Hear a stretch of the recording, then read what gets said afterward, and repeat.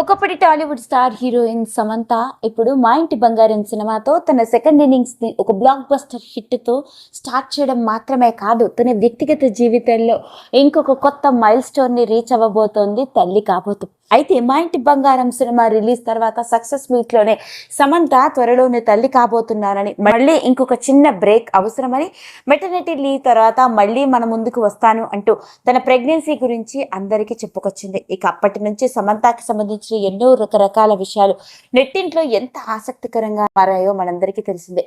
అసలే సోషల్ మీడియాలో చాలా యాక్టివ్ గా కనిపించే సమంత ప్రెగ్నెన్సీ బేబీ బంప్ తో వర్కౌట్ చేస్తూ కనిపించిన ఫోటోలు కూడా అందరినీ ఆకట్టుకున్నాయి.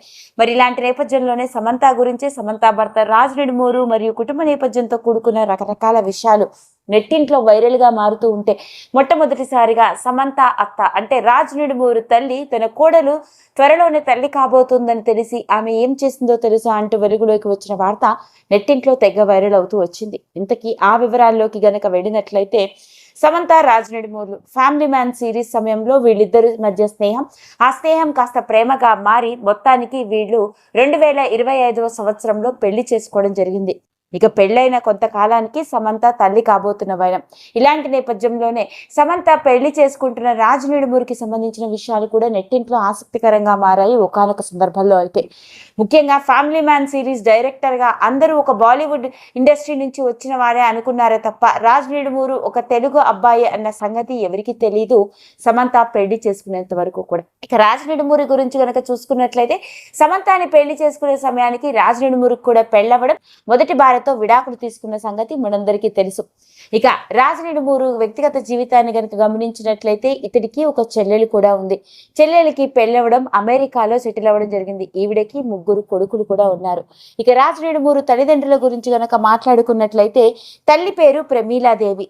ఈవిడ తిరుపతిలోని వెంకటేశ్వర యూనివర్సిటీలో పొలిటికల్ సైన్స్ లెక్చరర్ గా పనిచేస్తూ, మరోపక్క ఈమె ప్రముఖ క్లాసికల్ డాన్సర్ కూడా. అలాంటి రాజ్ నిడుమూరు తల్లి ఎప్పుడైతే తన కోడలు ప్రెగ్నెంట్ అని తెలిసిందో, ఆవిడ చేసిన పని ఏంటో తెలుసా అంటూ వివిధ రకాల సోషల్ మీడియా కథనాల ద్వారా వెలుగులోకి వచ్చిన వార్త అందరినీ ఆశ్చర్యానికి గురి చేసింది.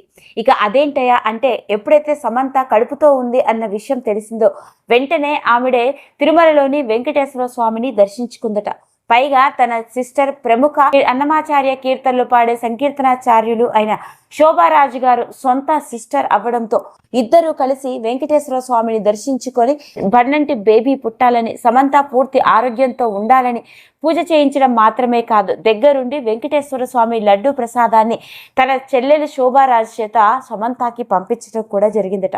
అంతేకాదు, ఓ పక్క తన కూతురికి 3 కొడుకులే అవ్వడంతో ఇంట్లో ఒక ఆడపిల్ల పుడితే లక్ష్మీదేవి పుట్టినట్టే ఉంటుంది, ఇంట్లో ఆడపిల్ల తిరుగుతూ ఉంటే కళకళలాడుతూ ఉంటుంది.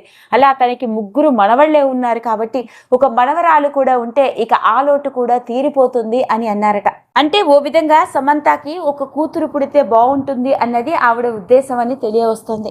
మరోపక్క కొడుకైనా కూతురైనా ఎవరైనా, తనకి మనవడు మనవరాలు ఎవరైనా, మరోపక్క తనకి మనవడైనా మనవరాలు ఎవరైనా పర్వాలేదని, తన మనవడిని మనవరాల్ని తానే దగ్గరుండి చూసుకోవాలని ఉందని, పైగా సమంత పూర్తి ఆరోగ్యంతో ఉండాలని ఆవిడ రోజు పూజలు కూడా చేస్తూ సమంత ఆరోగ్య పరిస్థితి గురించి ఎప్పటికప్పుడు దగ్గరుండి ఆవిడ ఫోన్ చేసి మాట్లాడుతూ కూడా కనుక్కుంటూ ప్రెగ్నెన్సీ సమయంలో ఎలాంటి జాగ్రత్తలు తీసుకోవాలి అన్న చిట్కాలని, అంతేకాకుండా చిన్న చిన్న విషయాలని కూడా సమంతకి చెప్తూ వస్తున్నారట.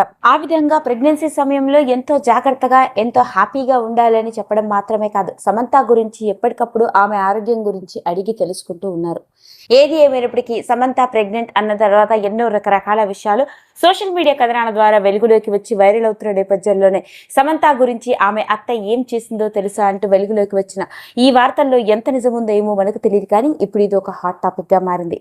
ఈ వీడియో కనుక మీకు నచ్చినట్లయితే లైక్ చేయండి, షేర్ చేయండి, సబ్స్క్రైబ్ చేసుకోండి.